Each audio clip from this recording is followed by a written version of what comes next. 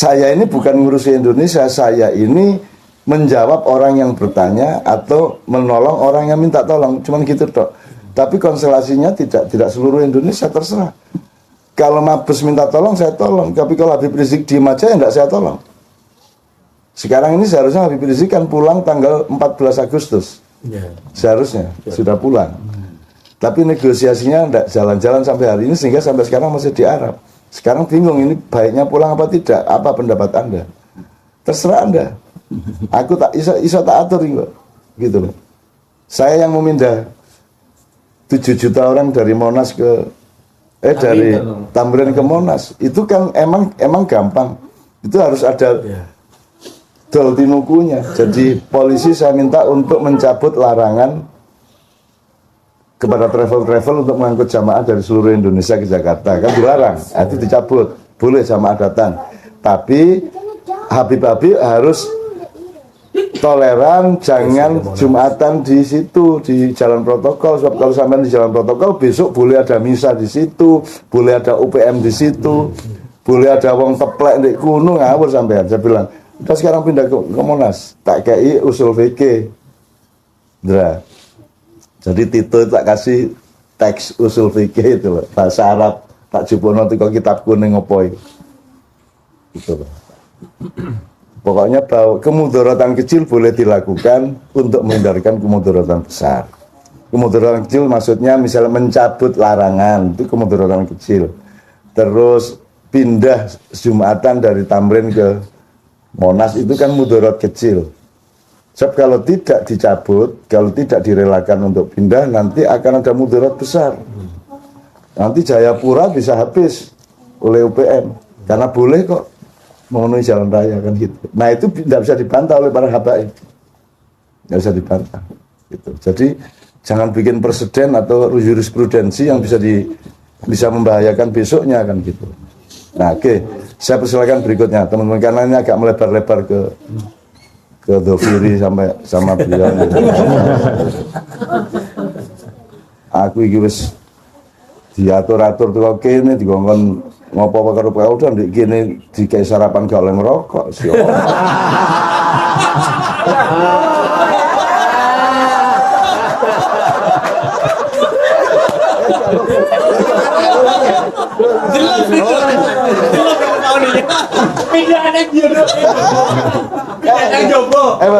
Enggak.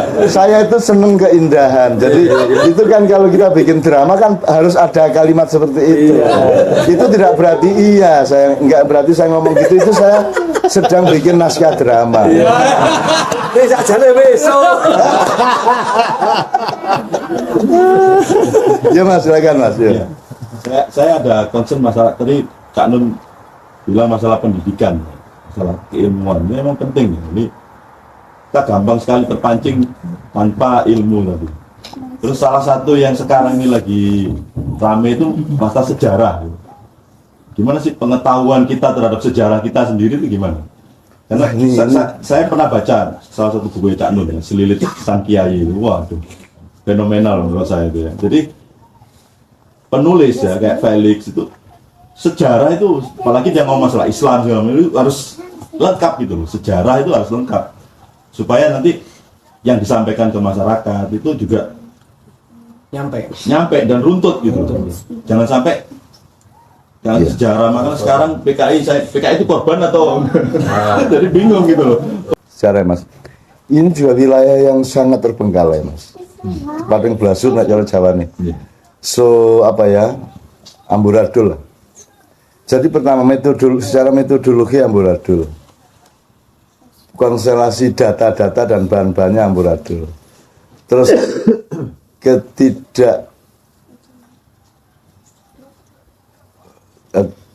semangat bersejarah kita juga sangat rendah. Termasuk para sejarawan itu pokoknya keset ya, kesel ngerti ini alur yang dia ketahui gitu toh. Jadi sementara kita berhadapan dengan masalah-masalah yang membutuhkan konfirmasi atau kejelasan historis, apalagi soal PKI dan soal macam-macam. Jadi kalau orang macam saya kan tidak punya posisi untuk berbuat apa-apa terhadap sejarah. Tapi seperti Anda bilang, Kalau penulis berarti dia harus punya kelengkapan-kelengkapan pengetahuan tertentu mengenai sejarah. Jadi kalau saya, Mas, yang saya ambil itu gini. Saya bukan sejarawan akademis dan bukan expert ilmu sejarah. Jadi saya tidak bertanggung jawab terhadap ekspertasi akademis ilmu sejarah. Yang saya bertanggung jawab adalah substansi kehidupannya manusia, alur kehidupannya manusia. Saya tidak boleh khianat kepada nilai-nilai dasarnya. Tapi kalau teknis kesejarahnya kan saya tidak tanggung jawab, saya bukan sejarawan dan juga tidak dipercaya di situ. Maka yang saya lakukan adalah menemukan pemahaman yang secara substansial bisa dipertanggungjawabkan. Jadi misalnya kalau saya bilang, kemarin saya bilang, nggak usah dicari Nabi Adam itu duwe udel tak gak. Nggak usah berdebat lah soal itu. Soalnya Tuhan juga bisa bikin dia punya udel, bisa bikin dia tidak punya udel. Kalau saya jadi Tuhan tak mainin Anda. Ya. Kalau Anda merasa Nabi Adam punya udel, terus saya pas mangkel sama Anda, Adam tak ingin ke Anda, ya tak bikin tidak punya udel. Tapi kalau saya pas seneng sama Anda, karena Anda yakin Nabi Adam punya udel, Adam tak hadirkan ke Anda, dia punya udel, aku lagi seneng karo kowe. Terserah saya. Kalau Tuhan termasuk bumi datar apa bulat, terserah Anda mau apa. Maunya bulat apa datar. Pokoknya kalau Anda maunya datar, karena saya kasihan sama Anda, tak bikin mata Anda tampak datar. Itu datar. Bisa enggak? Kan yang Anda lihat ini kan bukan faktanya, tapi kan pertemuan dengan persepsi. Ya persepsi kornea dan spektrum mata kita. Kan cahaya enggak ada. Cahaya itu kan hasil pertemuan dari pantulan benda-benda tertentu kepada struktur apa namanya itu, spektrum mata Anda itu gitu. Oke. Jadi kembali ke sejarah. Kalau saya menghemat diri untuk tidak memperdebatkan apa yang sudah tidak mungkin Anda perdebatkan. Nanti orang Madura bilang, orang Gajah Mada itu orang Madura ya. Oh ya kemarin lah. Iya, itu sumpah palapa itu aslinya lapa-lapa. Makanya kalau orang Madura yang baca, makanya sumpah palapa. Orang Madura jual sate sampai Kanada, mereka bikin kota di sana, Ronto. Karena orang Madura jadi Toronto kan gitu. Nah, kita nggak usah berdebat, kita nikmati aja. Wong itu fakta atau tidak kan kita nggak terlalu substansial gitu loh. Nabi Khidir itu masih hidup apa tidak, ya sudah biarin. Nabi Muhammad tinggi badannya berapa, ada yang tahu? Ya nggak usah kita berdebatkan, berapapun nggak apa-apa, bukan itu intinya. Mbah Hasim kulitnya hitam, apa coklat tua, apa agak kuning, kan nggak tahu juga Anda. Murid terakhirnya itu kakaknya Pak Hasim Muzadi, sinten Pak Yai Mukhid, sudah meninggal. Yai Mukhid 2 tahun yang lalu meninggal. Sahabat saya juga gitu ya. Itu dia yang tahu. Jadi kita nggak perlu berdebatkan. Nah sekarang Anda mau bagaimana ini? Wong sekarang anak sekarang ini Soekarno dia nggak tahu. Pak Harto dia nggak tahu. Kadoan ya Pak Harto.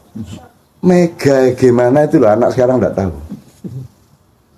Anaknya Bung Karno berapa jumlahnya, kalau ada yang tahu di sini tak traktir. Anaknya Bung Karno piro?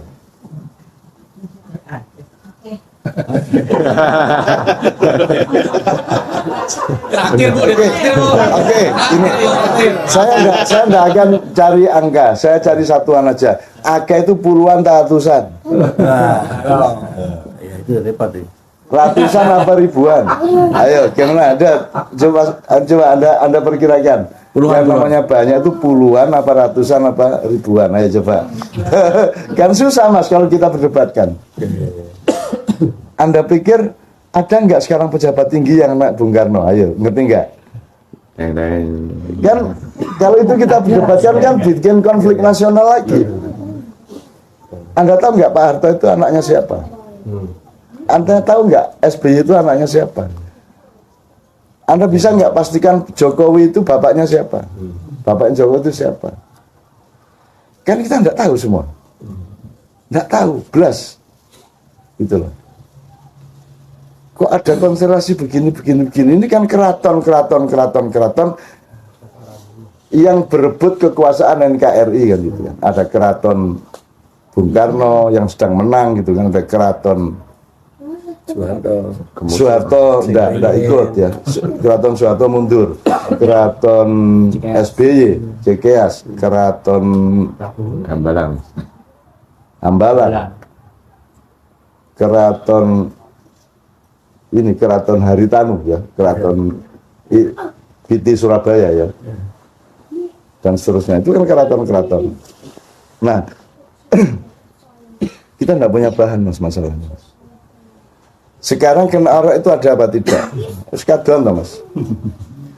Kalau Agus Sunyoto mengatakan kena arok itu rekayasa Belanda untuk supaya bangsa Indonesia tidak punya kepercayaan diri terhadap masa silamnya. Semua yang terjadi sekarang itu selalu mengacu ke ini kan kayak Singosari dulu, paten-patenan gitu kan. Nah, semua wacana sejarah yang terjadi sekarang akhirnya terbuntu oleh panjang kita itu anak turunnya, kita ini keturunan Kora, kan gitu kan.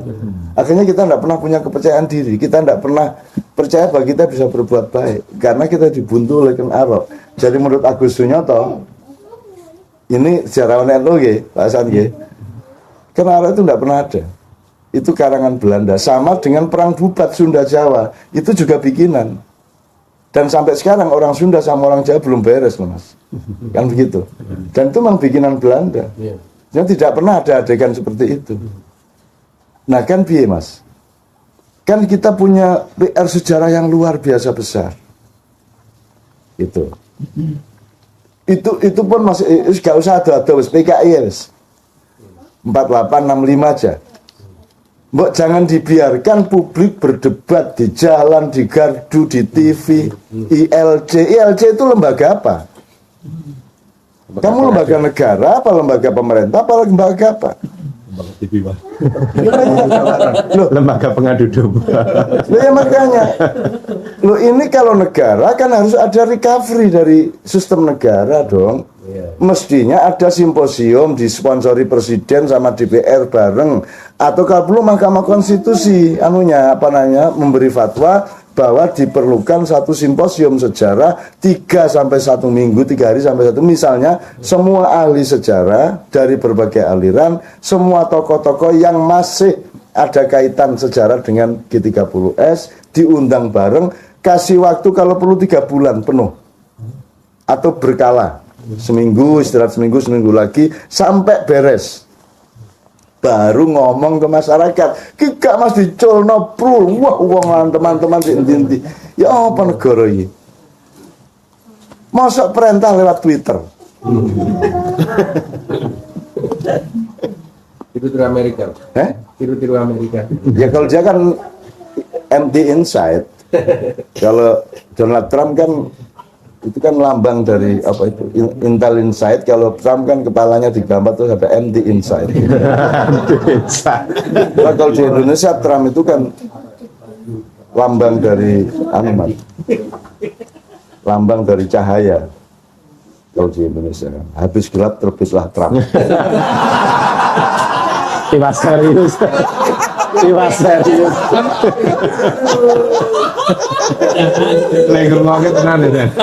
Jadi salah satu kenapa kita friksi karena gak bisa guyon itu, ya nggak bisa guyon.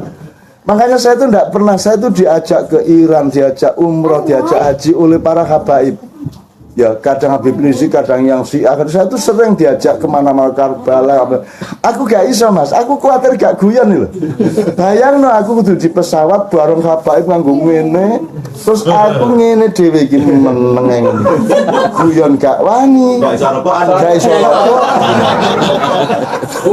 Terus kok tutup nanti kalau di Mekah saya harus ikut ke Alwi Muhammad ya, terus semua pada cium tangan, aku mau cium tangan. Apa urusanmu karo aku ngambung tanganmu? Nah aku diambung tangan karo arek, mergo aku cinta karo arek, jelas urusanku. Saya nggak punya sejarah. Jadi aku Ria Mirzat, semua saya diajak semua orang. Sing jenenge umroh nang ndi kunjungan, aku gak wani Mas. Kuwatir iki lah sehari-harinya itu loh. Ya nek sarungan ngene padha karo aku. Anak wis nganggo gamis, nek wis nganggo ngentus ki jenggoten lah aku lah aneh dhewe ngene. Wis gak wis aku sak arek-arek wis gak. Gitu loh Mas. Nah, itu variasi aja dari betapa tidak mudahnya Mas kita mengurusi Indonesia sekarang. Maka sejarah itu salah satu PR yang luar biasa berat. Tapi kalau ada kepemimpinan negara sebenarnya kan tetap bisa dijalankan. Yang ada sekarang pemerintah, negara nggak ada. Iya. Nah, tolong dalam hal ini khusus tolong pelajari, paling enggak tolong baca bukunya Mas Pipit. Pipit kata sampai browsing aja. Pemerintah bukanlah negara, nanti keluar Pipit, bukunya Pipit yang teman kita yang di Jerman. Agak untuk pemahaman awal, kuncinya Indonesia itu soal karena ruwetnya Indonesia karena negara dan pemerintah tidak dibedakan gitu Mas. Iya.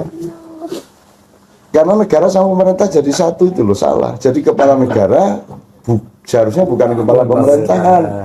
Kepala negara itu Ratu Elizabeth atau Pangeran Charles itu kepala negara. Kalau kepala pemerintahan itu Perdana Menterinya. Hayam Wuruk kepala negara, Gajah Mada kepala pemerintahan. MK itu lembaga negara. KPK lembaga negara, kan gitu seharusnya. Jadi KPK berhak memanggil presiden tidak berhak memanggil KPK. Sama dengan MK, MK berhak memanggil presiden tidak berhak memanggil hakim MK, kan gitu. Sekarang kan kualik Mas. Masa orang yang dicurigai melantik orang yang akan mencurigai. Terus ya apa caranya? Tim yang akan mengawasi saya yang melantik ya nggak berani ngawasi saya, kan gitu. Karena sistemnya nggak beres ini. Nah, salah satu PR kita itu tadi, menurut saya mau tidak mau kita harus menata kembali konstitusi kita Mas. PR yang terdekat ya mempertanyakan kembali amandemennya Pak Amin itu 2002 itu. Itu nomor satu. Setelah itu baru dipikirkan agak lebih mendasar lagi. Sebaiknya bentuk negara kita bagaimana? Sponsor utama. Sebaiknya bentuk negara kita itu bagaimana? Tidak harus federasi, tidak harus federal, tapi kan boleh dong bentuk bikin bentuk yang khas kita boleh toh.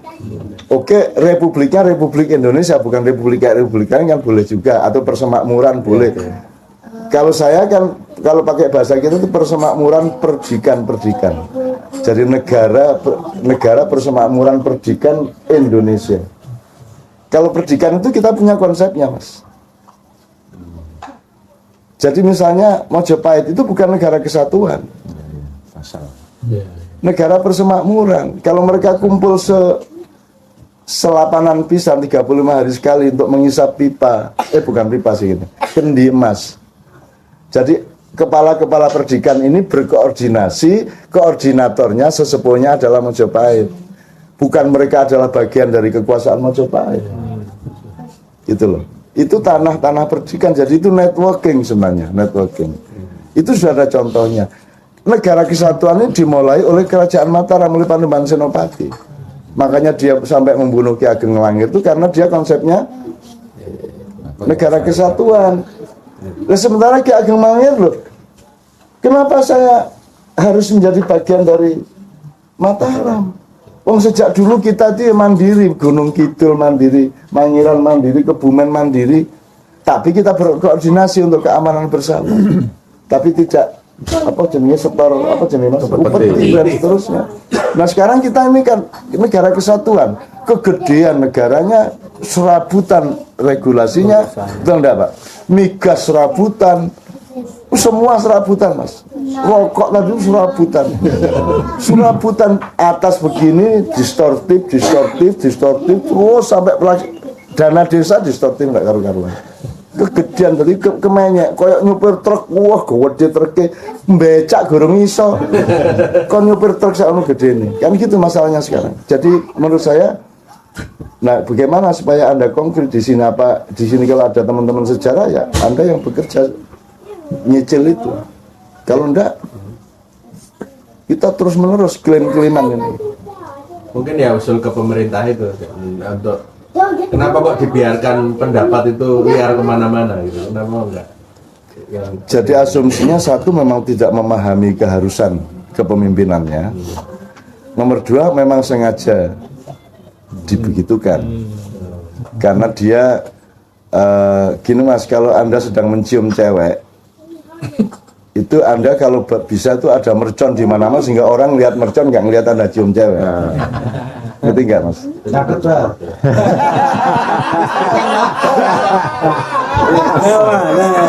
Lumayan buat detik. Royalti itu royalti. Bisa kamu bahas. Walau alam kita tidak tahu. Masalahnya sekarang tidak ada yang dimandati Mas untuk memimpin negara. Jadi saya kesini ini kan sebenarnya bekal saya itu gini. Saya itu siapa toh? Saya tuh tidak punya ekspertasi secara ilmu, saya tidak punya mandat secara sosial politik, saya tidak punya saya tidak punya pijakan apa-apa. Saya cuma bersahabat kok di sini nih, seduluran gitu toh. Kalau ngurusi Indonesia ya tolong tentukan dulu ini siapa negarawannya yang Anda kewajiban, siapa kepala pemerintahannya yang jelas.